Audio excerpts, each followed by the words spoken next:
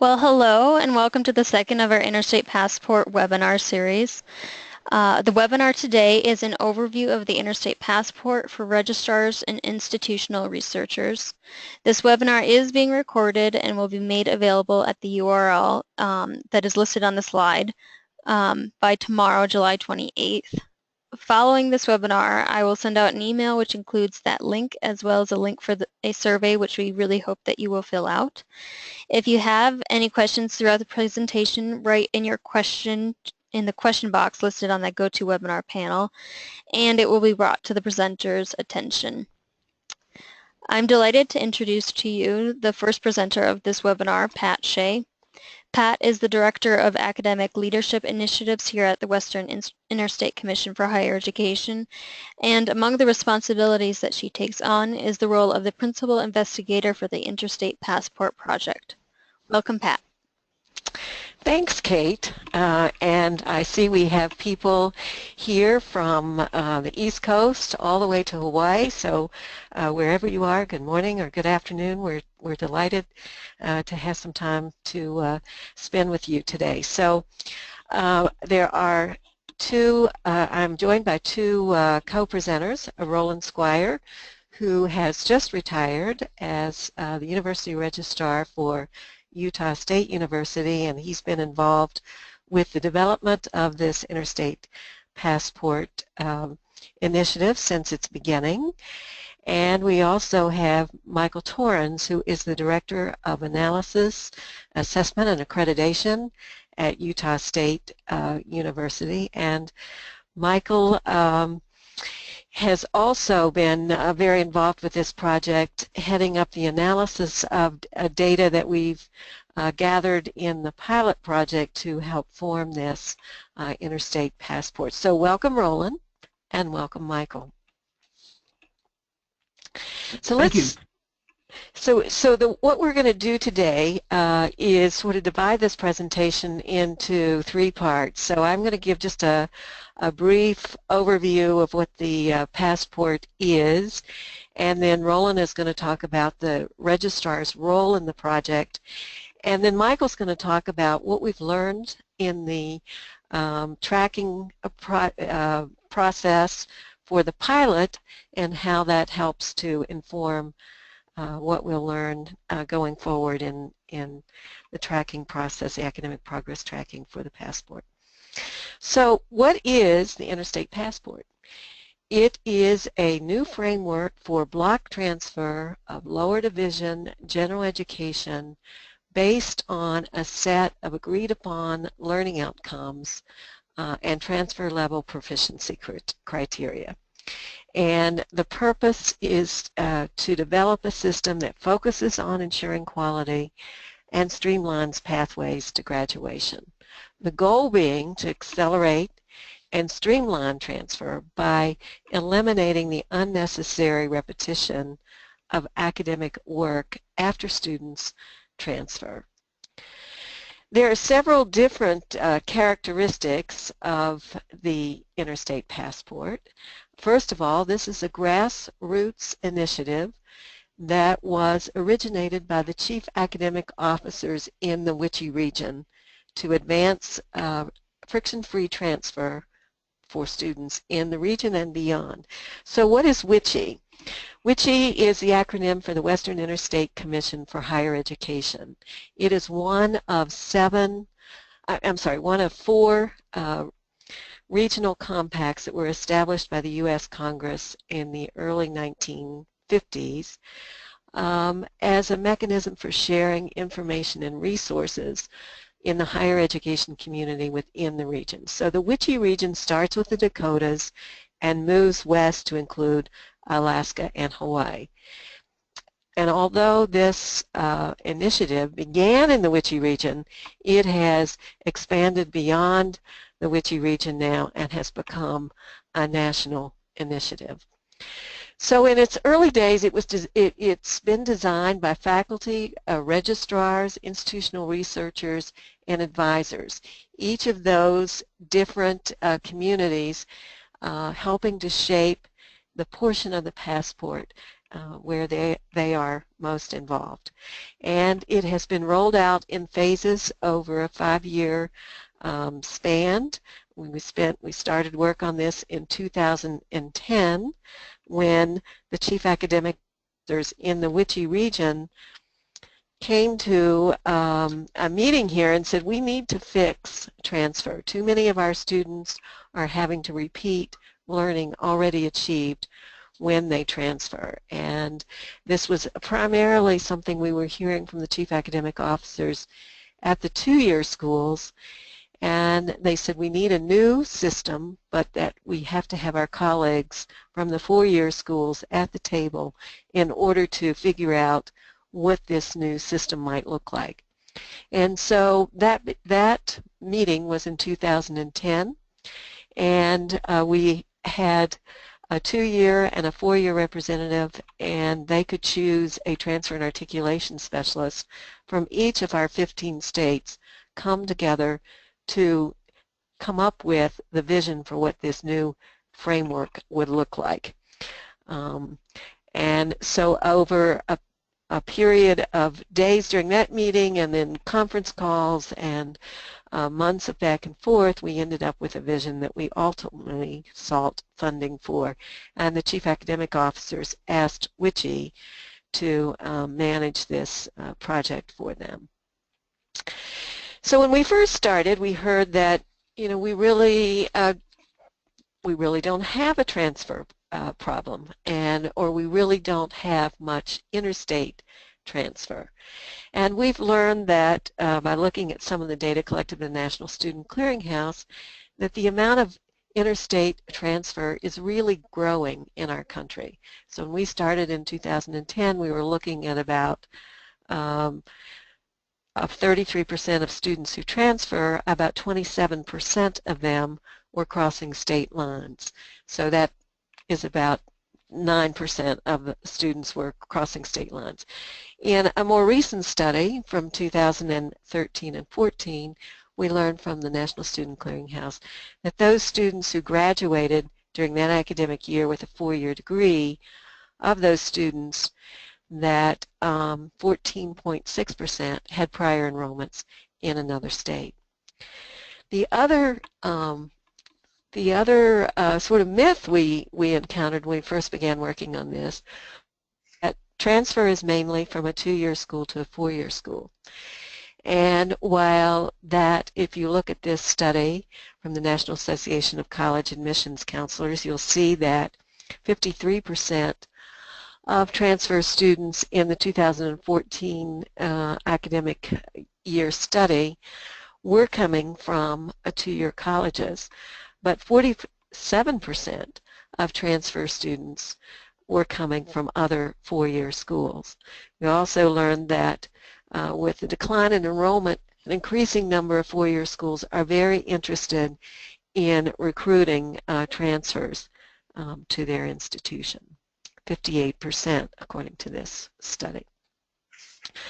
So what's included in the passport? The passport has 9 general education areas, and these lower division areas come from LEAP, and that is a project that was done by the Association of American Colleges and Universities.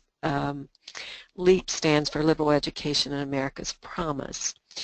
And so you'll see that we began working with 3 of those areas in the pilot: oral communication, written communication, and quantitative literacy, which are the foundational areas. Then we have more recently worked with defining the learning outcomes in creative expression, natural sciences, human cultures, human society and the individual, and critical thinking and teamwork and value systems. So we had done a research project here at Wichita to look at some of the commonalities in general education across our states and institutions, and combined with LEAP work, we determined that these 9 areas were the areas that we wanted to include in the passport. So what do the passport learning outcomes look like? Here you'll see an example of 4 learning outcomes that are in oral communication. And the way these were created is that we had faculty from each of the 7 states that were participating in the beginning work of this. They created a set of learning outcomes from their state. In some cases there is a statewide set, so they could bring that state. In other cases each institution had their own set, and so they worked to create a consensus set. And then they brought those together here to a meeting, and what we called the Interstate Negotiation Meeting, and the faculty, a 2-year and a 4-year representative from each of those states, negotiated a common set of learning outcomes to which all of their learning outcomes mapped. And so you'll see here these 4, preparation for performance. The learning outcome is to develop a central message and supporting details by applying ethics, critical thinking, and information literacy skills, and to organize content for a particular audience, occasion, and purpose. So this is what a student should be able to know how to do, be able to do as a result of achieving learning outcomes at the lower division general education level for oral communication.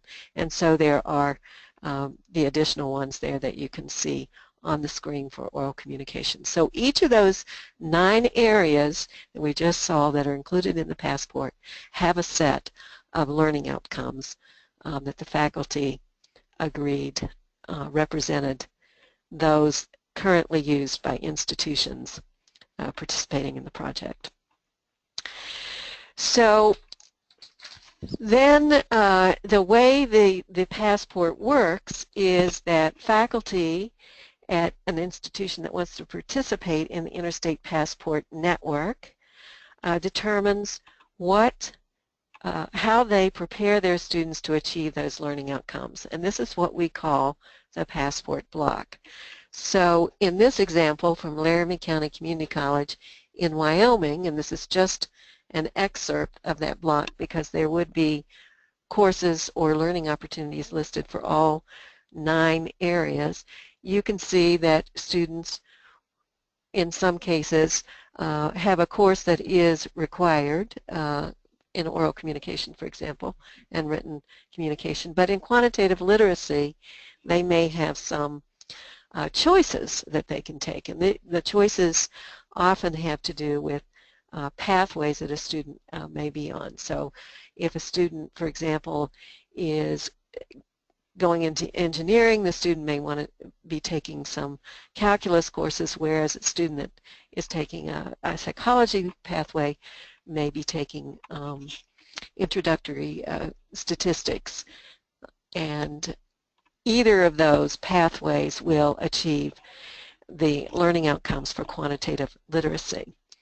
So when a student completes a passport completes a passport block, which means they have to have a C or its equivalent in any of the courses that they would choose to take to achieve the learning outcomes. When that student has completed the block, all 9 areas, then the institution awards that student a passport. And when that student then transfers to another passport institution, that student does so knowing that he or she has met all of the lower division general education requirements in the passport's 9 areas. So that's just a high-level overview of what the passport contains, and I'm going to take just a couple of questions, and then I'm going to turn this over to Roland to tell you specifically about a registrar's responsibilities in the passport. So one question is, how similar is the passport block to an institution's general education program? And the answer is that at many institutions it's very similar. the faculty at an institution that wants to become a passport institution would certainly start with the approved courses for general education and identify in those courses where students can achieve those learning outcomes. In some instances, an institution, it may be at an institution, it may be a subset of those courses. So some institutions have hundreds of courses that students can choose from for lower division general education, and so they may choose to have a subset. So then the another question is how will faculty know that the rigor of the learning experiences at one institution would be equivalent to the learning experience at their own institution?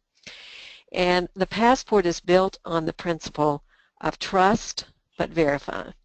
So faculty at a passport institution trust the faculty at other institutions to decide what courses or learning experiences they're going to make available to their students to achieve those learning outcomes. They agree that the students will have to have a C or its equivalent in any of the courses in those learning outcomes. So that's the trust part of this basis for the passport. And then there is the verify piece, which has to do with the tracking of academic progress of students after they transfer. And Michael is going to tell you a lot about that as we get a little further into this presentation. So let's move now to Registrar's responsibilities, and Roland, you're on. Thank you, and I'm real happy to be with all of you today. I'm excited as a registrar to on this project. Pat has outlined the need as far as the number of students to transfer and wanting to make sure that students don't have to repeat work. One of the great things is that what we're being asked to do is not really foreign to other things that we do in this world. And even though there is some startup effort the first time to get things going, after that we're able to really just run processes to be able to do this in future semesters.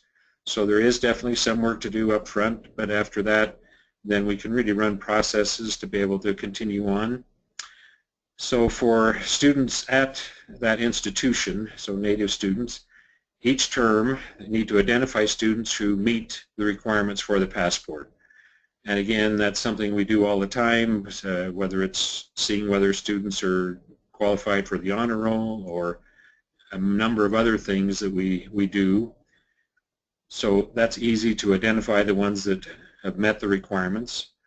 We record the passport in the student information system, including the term awarded, and we do that for several reasons, and we'll see more of that as we go through. But we need to know if the student has already been awarded the passport that we don't award it again. So we want to make sure that we have a record of the fact that it has been awarded. The other thing is, as we get down further and we go into the reporting on students that have earned the passport and their progress, then again we need to know that which students have earned the passport from which institution and on what date they received that.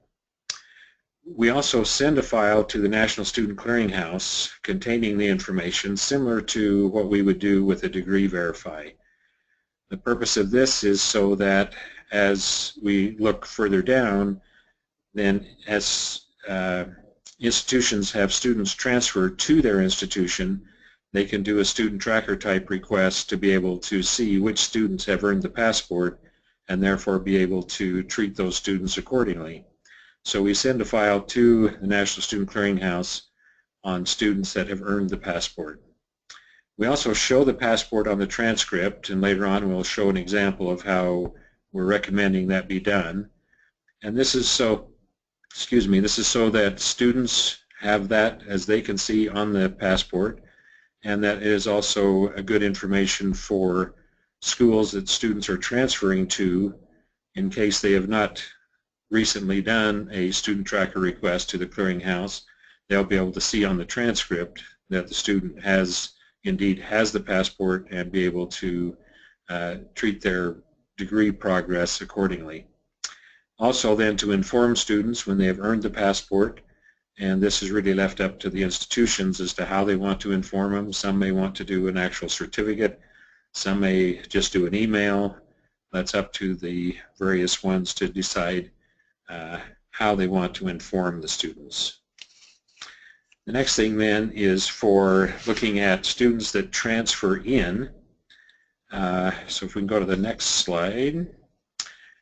So if students transfer in, then the responsibilities are to send a student tracker type request to the National Student Clearinghouse to then get a report back as to which students have earned the passport. We then record that passport in the student information system, and again, for the reasons I identified earlier. And again, we want to know which institution awarded it and which term it was awarded.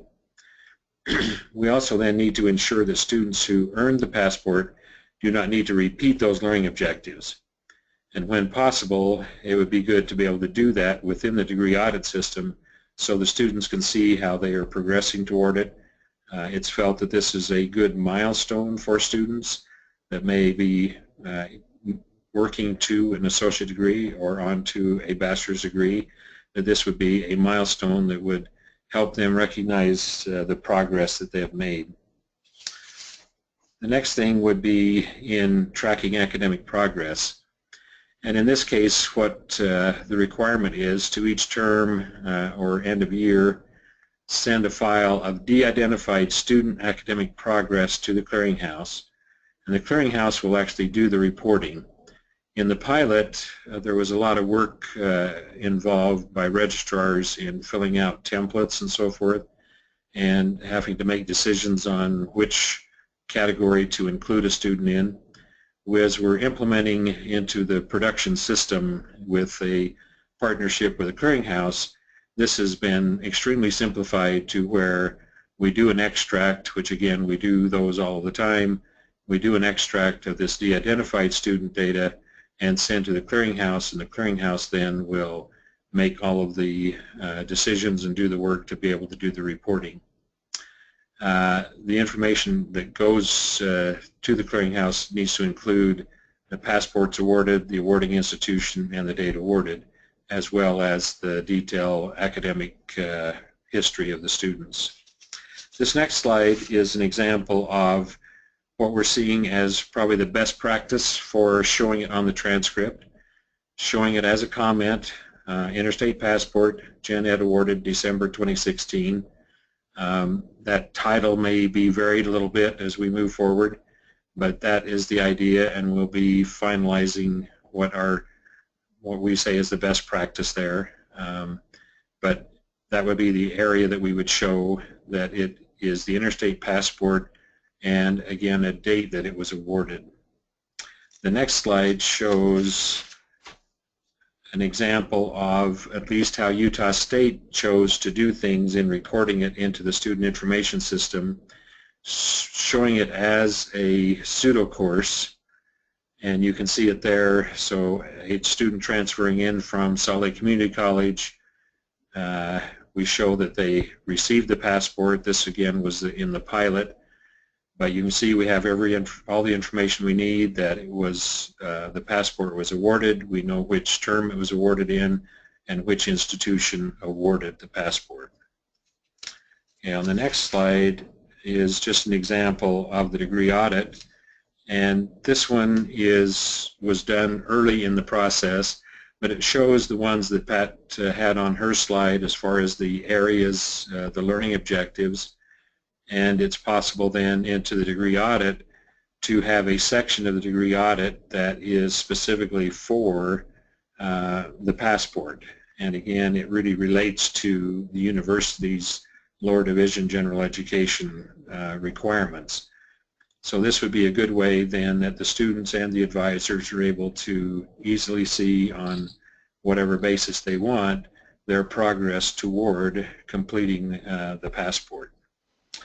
And I think that concludes mine, and if there's some questions, maybe Pat, if there's some that you want me to answer that have come in.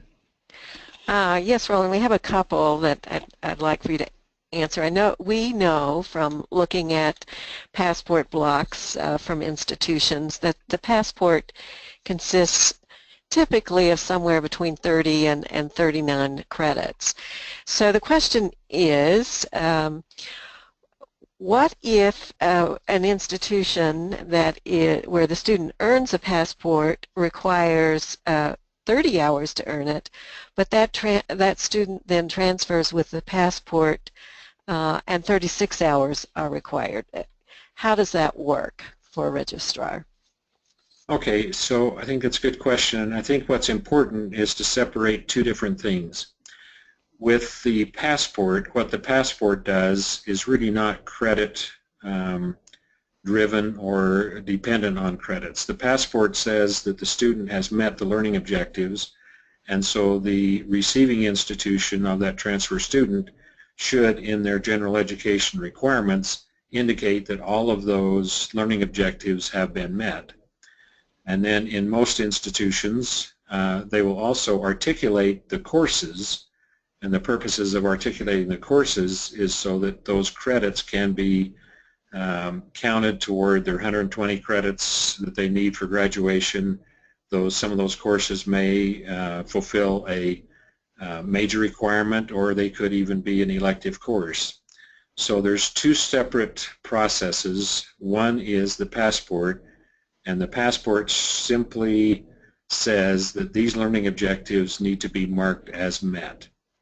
And then whatever credits come in from the student from those general education, as well as any other courses they took, they get articulated and counted however they would normally be done by the institution.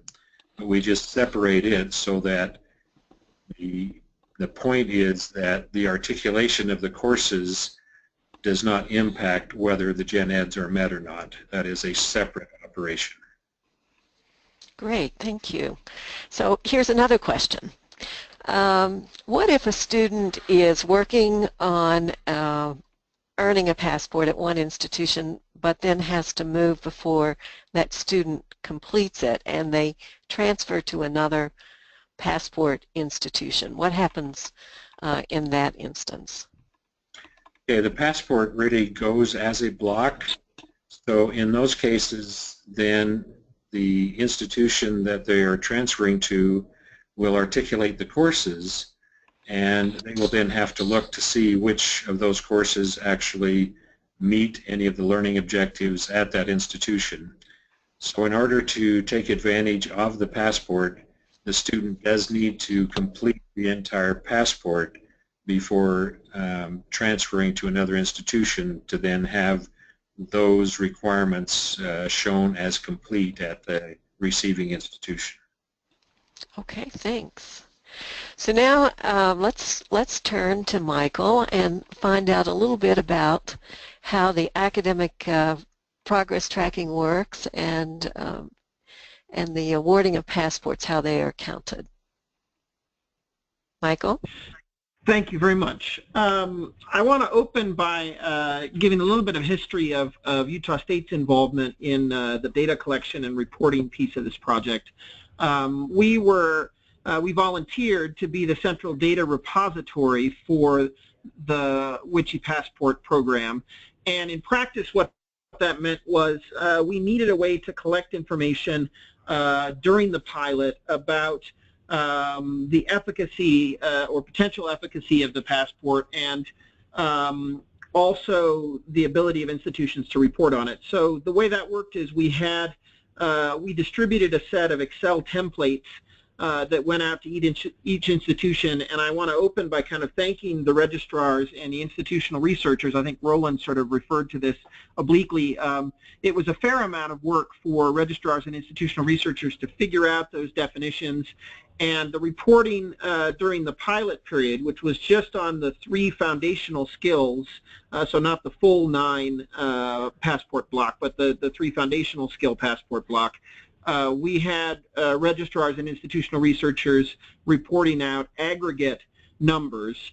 So that included details of the number of credits earned at each grade for the students as a whole, an average grade, and average number of credits taken. So those aggregates were created at each institution and then reported using an Excel spreadsheet, which we then uploaded to a SQL database at the central data repository here at Utah State. For those who might have interest in more details about that process and the data itself, I encourage you to take advantage of the opportunity to click on and download the data management plan, which was available with another couple handouts here as a part of the webinar, and there's a much more detailed description of the data collected and how that process worked.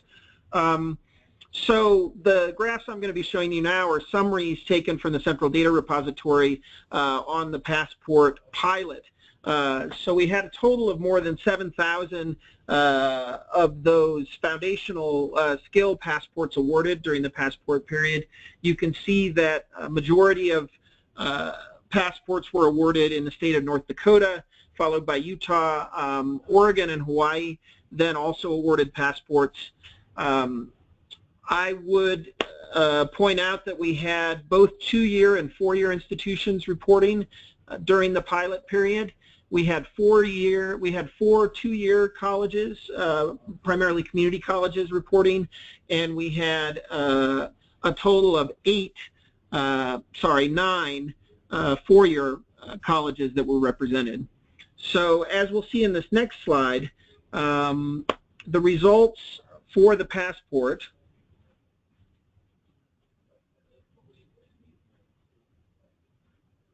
I'm just waiting for that next. There we go.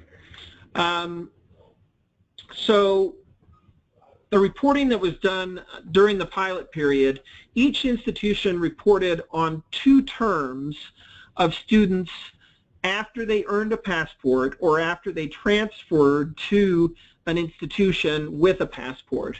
So what you're looking at here is the details of the average credits taken per semester in the 2 terms for students after transfer with a passport or after earning a passport, and comparing those numbers to the 2 terms of grades earned by students who had not earned a passport at the sending institution or at the receiving institution.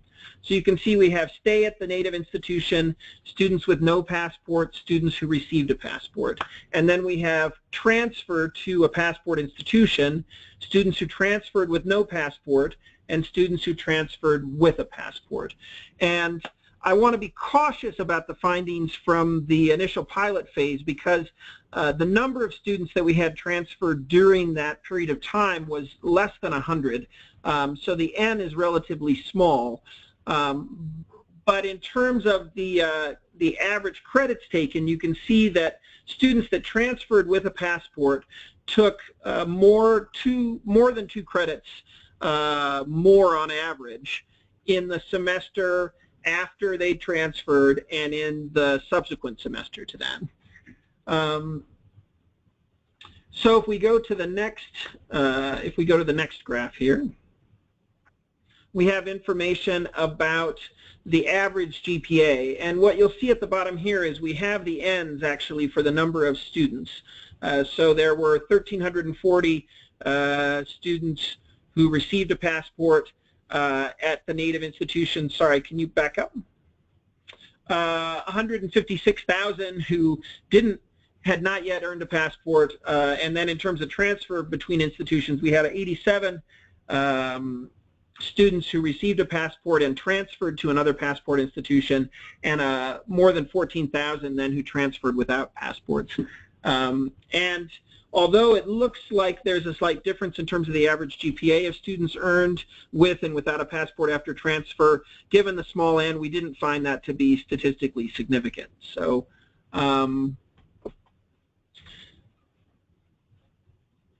so that was the pilot phase, and I think the real advantage here going into the bigger passport project is the fact that we have this partnership with the National Student Clearinghouse.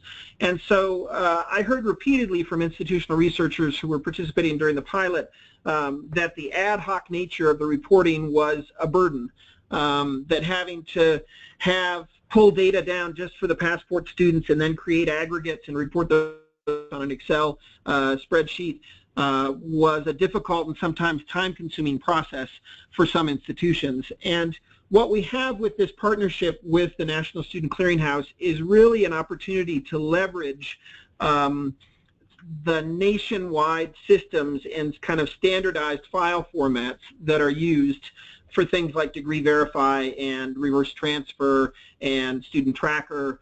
So going forward with the Full Passport project, the plan is for each institution to be able to report, first of all, students that earn passports through a Passport Verify process, which basically will be creating a file extract, a student-level file extract that reports out information really very, very similar to the Degree Verify extract process. So anybody who's currently using that process and currently has programming or extracts that draw that, this is really just an extension of that.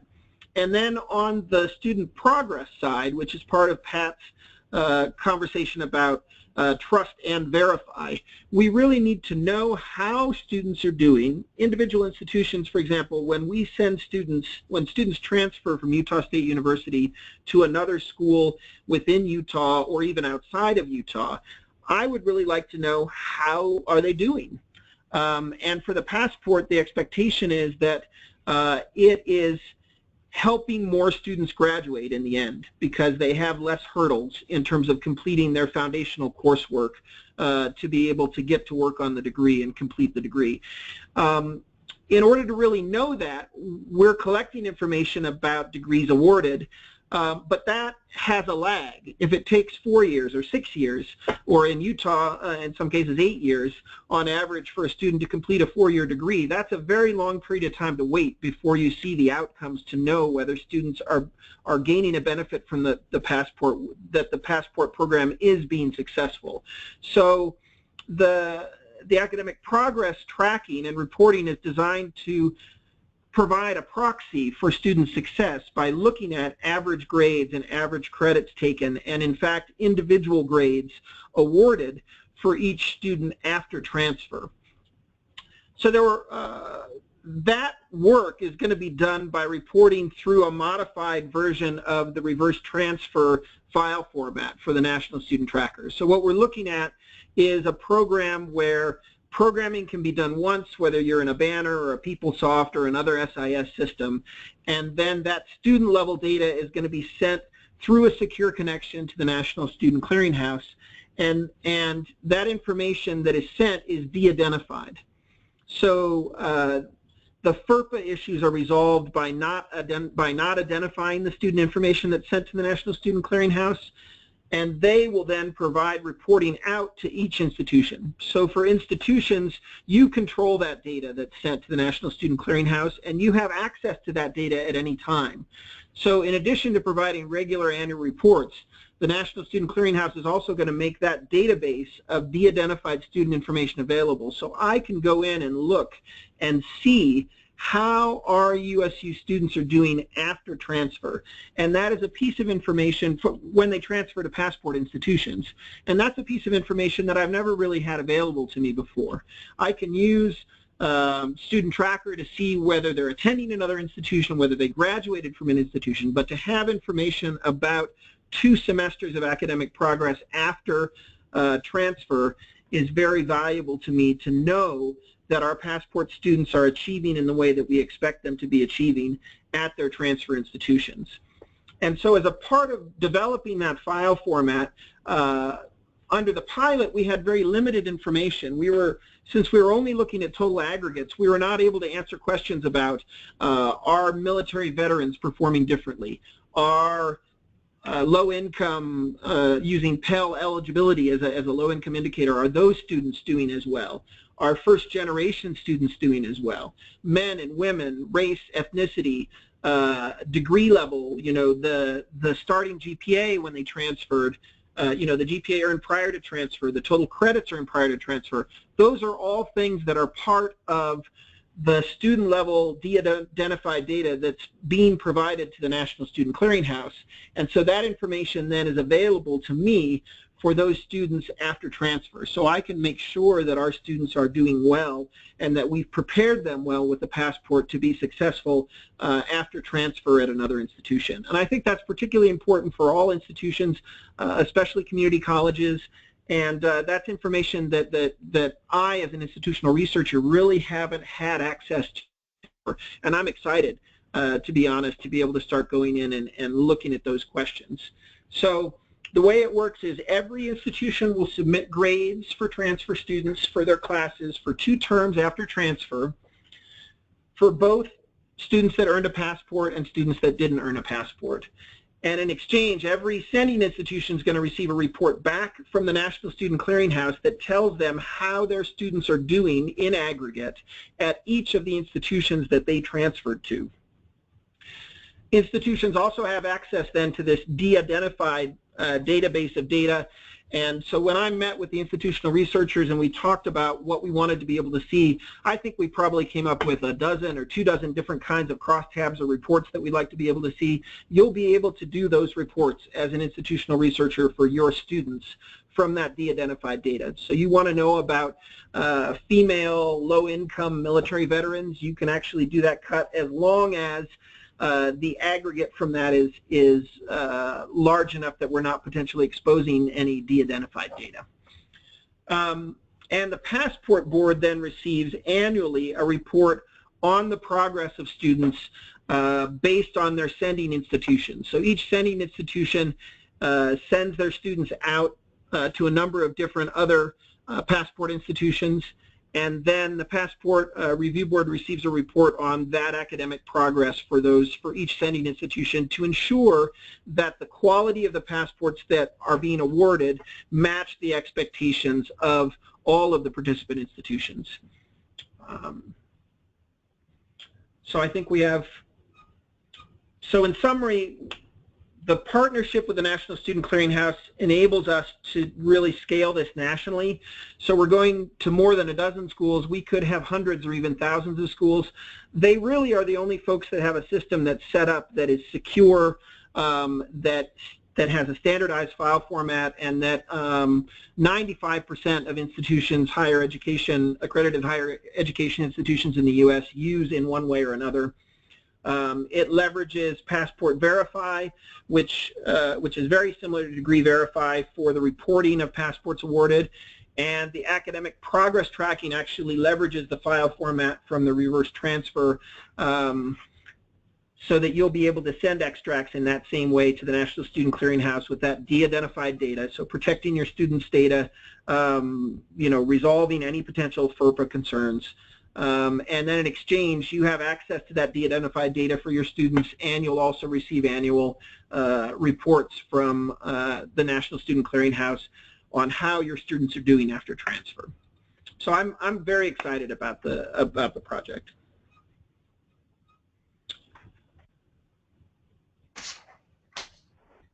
It looks to me like we have a couple questions. Pat, did we get a couple questions in? I'm seeing 2. We do have a couple of questions, and so the first being, will we submit grades on the summer term? That's coming from Brandy Nelson. Could you answer that one? You will be submitting an extract for every term. Well, you will submit an extract for every term, yes. Okay. And then another question, do you expect that all students who earn a degree at a passport institution will also earn a passport? In general, we expect that students on the path to earning the degree earn the passport, because earning the passport is fulfilling those lower division general education requirements. The exception to that might be a case where if your institution doesn't require that students earn a minimum grade of C or its equivalent for some aspect of the lower division general education, it's possible that you could have a student that scored less than a C in the passport block, and if that's the case, they don't earn that passport. So the passport block has a requirement that all of the courses that are in the block, the student has to earn a minimum grade of C or its equivalent. So it's possible. For us here at Utah State University, it wouldn't be the case, but it's possible that that could happen. Okay, thanks. Well, let's look at a few more slides here. You may be wondering who's participating in the development of the passport, the testing of the passport, and now becoming Interstate Passport institutions. So I think that Roland may have referred to earlier about passport state facilitators, and these are individuals who organize the activities in the state and coordinate those activities across states. So the original 7 states that were involved in the development of the passport learning outcomes and proficiency criteria involved faculty and registrars and institutional researchers from California, Hawaii, North Dakota, Oregon, South Dakota, Utah, and Wyoming, and you'll see pictures there of the passport state facilitator. So if you're from one of those states, you probably recognize who your passport state facilitator would be. Now we have some additional states, institutions in additional states that are playing a very important role in the development of the passport in testing the process of constructing their passport block.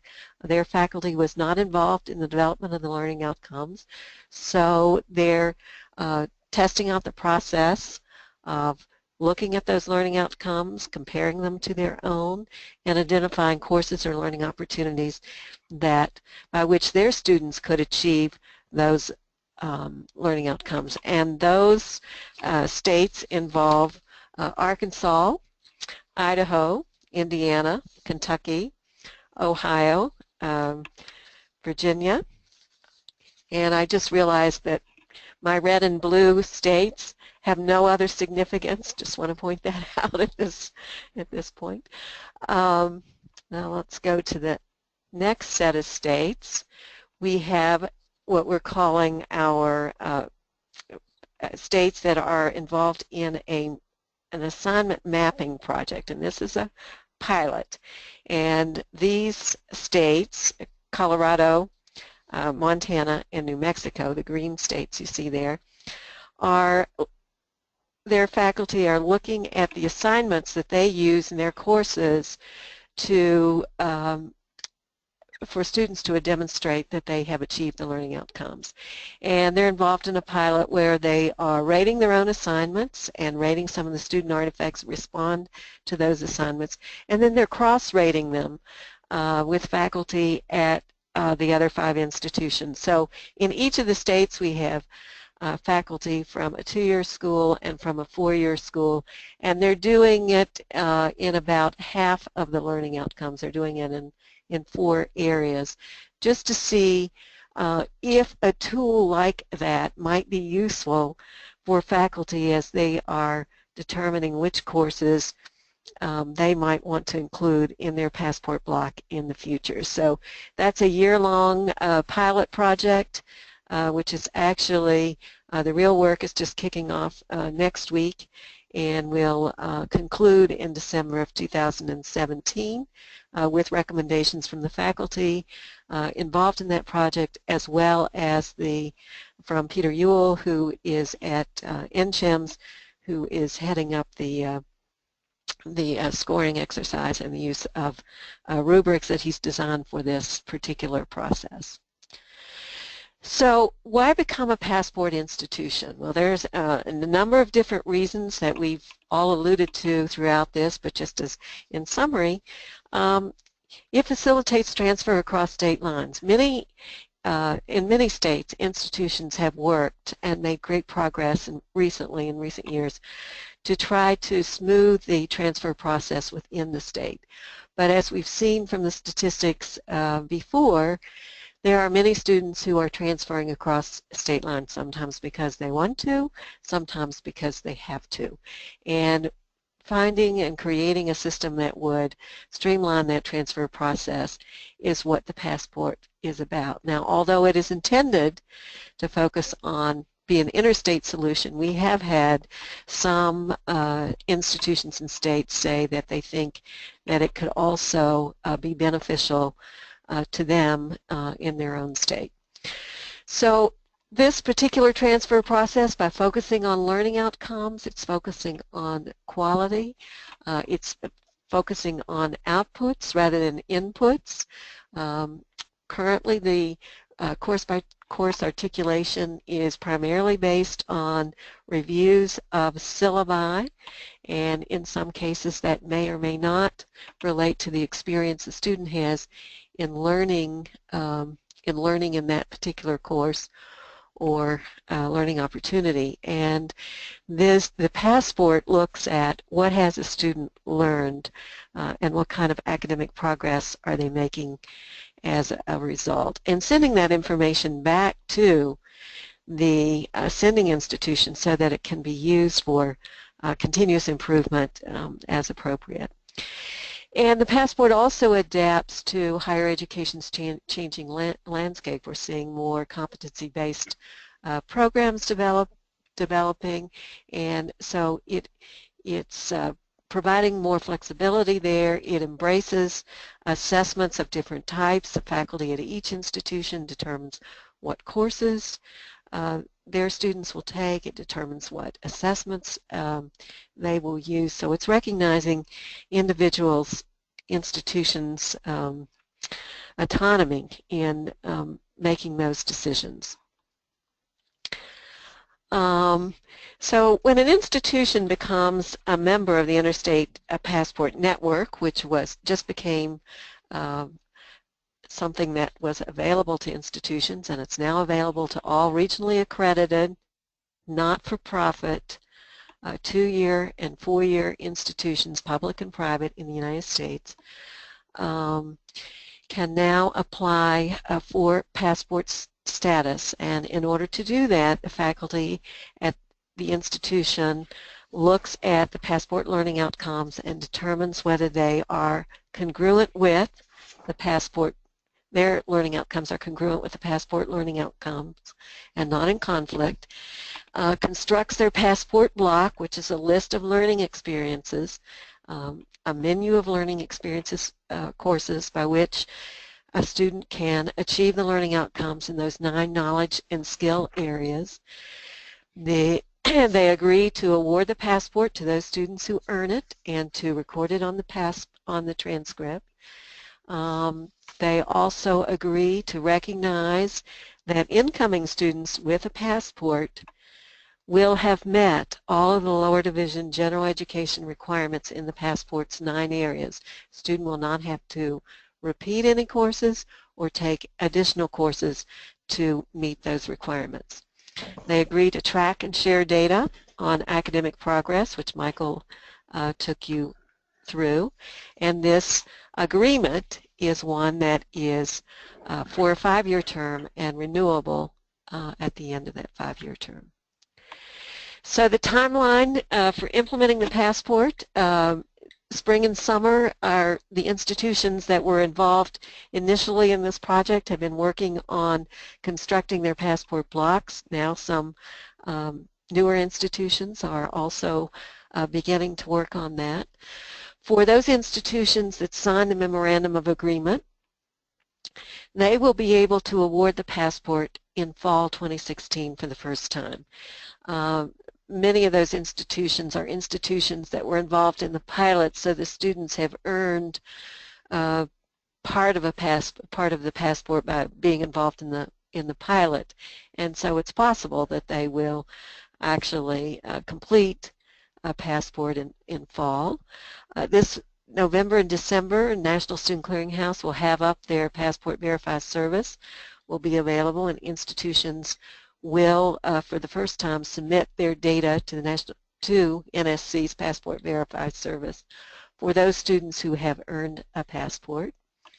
Spring 2017 is the first term we expect students with a passport to transfer, And then in May and June, the National Student Clearinghouse's Academic Progress Tracking Service will be available, and the institutions will begin submitting data to NSC on the progress of their students.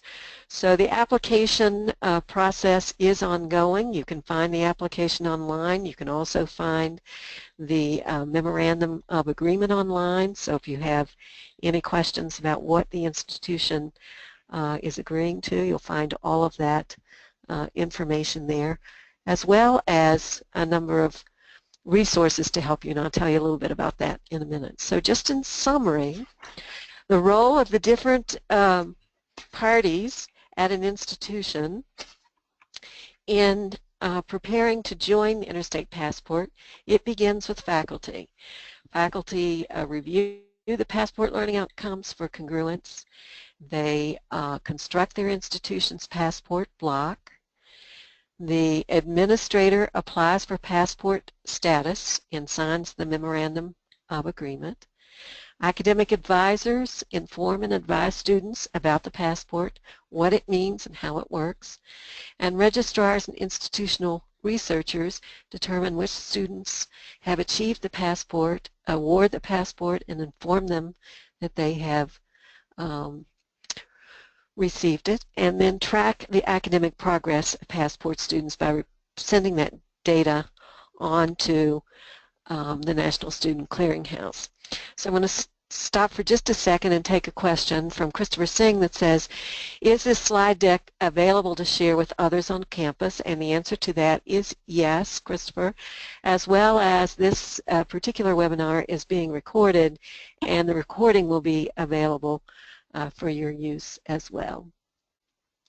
So here are some resources that you'll find on the website. We have a faculty handbook for constructing your institution's passport block that not only provides the learning outcomes and proficiency criteria, but sort of a step-by-step process for constructing your institution's block, and a couple of sort of case studies about how institutions have gone about doing that. You'll also find the handbook for registrars and institutional researchers, which will include information about the data that is being collected. And then Michael also referred earlier to the data management plan that talks how the data that is collected for the Passport project is managed by National Student Clearinghouse and by WICHE. So at the bottom of this slide, you'll see the web address for WICHE. I hope that you will visit our website. In addition, here at the bottom of this slide, you'll see the email contact information for each of the speakers today. If you have specific questions for any of us, feel free to send us an email. And then let's see, we have another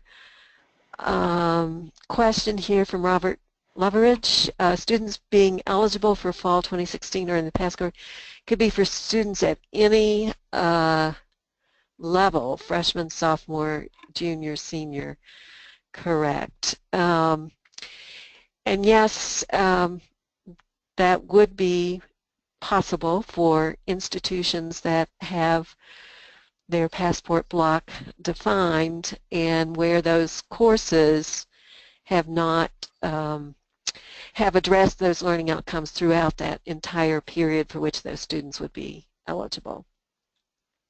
So I'm going to turn it back over to Kate now, and if there are any other questions that come in, we'll try to answer those. So Kate? Yep. So thanks everybody for participating in today's webinar. If there are some more questions, please feel free to write them into the questions panel. The next webinar is going to be on August 24th, and Terry Underwood is going to be presenting that webinar, and it's going to be on the role of transfer level proficiency criteria and the new framework. And as I mentioned at the beginning of this webinar, I'll be sending out an email to everybody. And among the items included in that email will be the registration link for Terry's webinar. I will also include a survey link, and we really hope that everybody will fill out that survey. It's very helpful for us. And I will additionally send out a link for a recording of this webinar.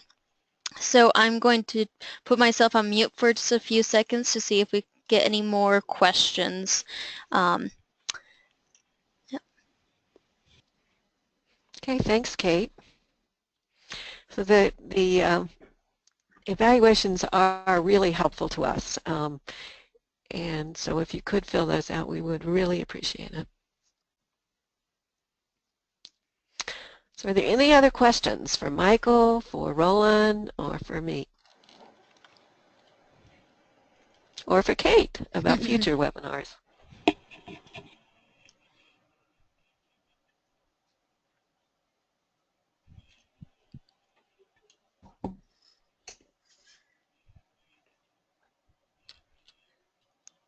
I can't tell whether people are typing or not. I can't either. Well, if you do have any questions, please feel free to contact us. And this, I'll also send out this presentation with the contact information for Michael or Roland or Pat. So please feel free to contact us if you have any more questions about this particular piece of the passport or any other pieces of the passport. Okay, well, thanks everyone. Have a wonderful afternoon or morning. Bye-bye.